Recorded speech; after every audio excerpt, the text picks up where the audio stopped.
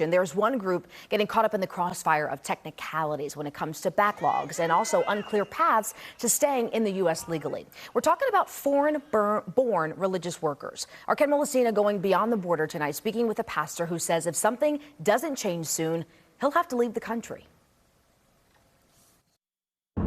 In the small town of Gordon, some 70 miles west of Fort Worth, sits the only Baptist church serving this rural community. This church saw potential in me and they believed in me. Albert Oliveira is the pastor at First Baptist Church of Gordon.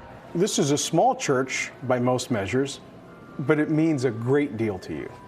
Yes, and honestly, jokingly, I like to joke with the church that per capita we're a mega church. Per capita you are, yeah. Yes.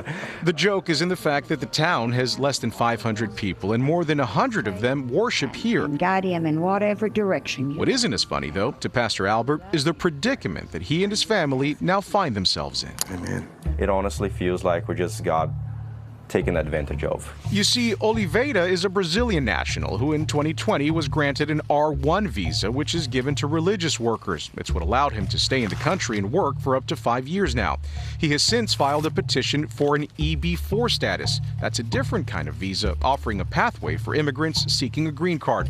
But 2 years ago, the Biden administration changed the way EB4 visas are divided, making it so that some migrants, including unaccompanied minors from El Salvador, Honduras, and Guatemala, were placed in the same queue along with religious workers from other countries. It resulted in a backlog of visas, not enough visas for really anyone. Immigration attorney Lance Curtright is not involved in this case, but he has worked with religious workers in the exact same situation. I've seen a lot of individuals who are suffering on account of it, a lot of people scrambling to try to find ministers for their church services.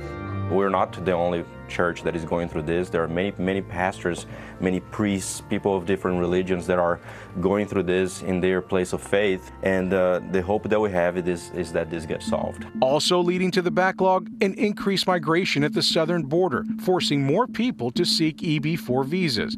Just a few years ago, there were about 71,000 petitions for EB4s. As of March of this year, there are more than 214,000. Only 10,000 EB4 visas are granted every year.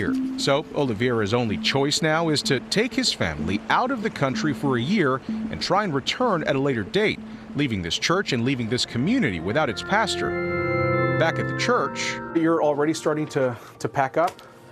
Yes, there are lots of documents to put together because I'm from Brazil. Yeah. My wife's from Germany. And my son, he was born here, so he's American. Pastor Albert and his wife are preparing to leave for Brazil in early November. I just wish there was a way to make it more, I don't want to say easier, but for legal immigration to just be more fair, I guess. We've built a whole life here, and it's just really difficult to not be able to stay. So in the meantime, he'll continue his ministry. That even as we are going through a time of uncertainty, Even if those days are numbered. this certainty that you are God and you are in control. Father, I thank you for everyone that is here. The prayers here are just as plentiful as the words of support that shower the beloved pastor. I've watched our church grow because of your leadership and your love for people, and it just means so much to us. Been a blessing, not just to this church, but this whole community. Yeah. And we do appreciate you. We feel like we have spoken. We feel like the churches have shown their desire to keep their pastor. And it just feels like the powers don't want to listen. He does fear, though, that laws will change again while he's away, making it harder or even impossible to try and return. This is where I spend time with people. This is where I get to love people and they get to love me and my family. So having to leave all these people, it really is heartbreaking. Pastor Oliveira plans to continue his duties remotely. He tells us it's what his congregation wants. In a year, he can reapply for an R1 visa, and he's hoping at that point to return to Gordon.